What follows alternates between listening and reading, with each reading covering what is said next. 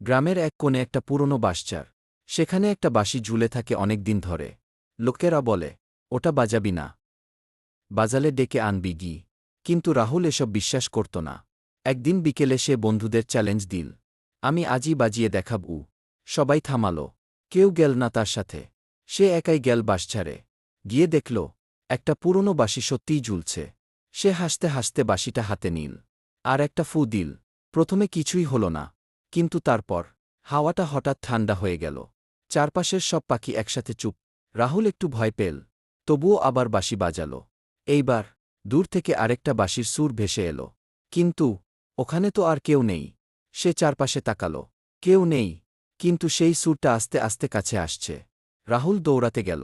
হঠাৎ সে দেখল, তার সামনে দাঁড়িয়ে আছে আরেকটা গি, সে নিজেই গি, হাতে একই বাঁশি। আর সে ধীরে ধীরে বলল, এটা বাজালে একজন চলে যায়, আর একজন থেকে যায়। রাহুল চিৎকার করতে চাইল, কিন্তু শব্দ বের হল না।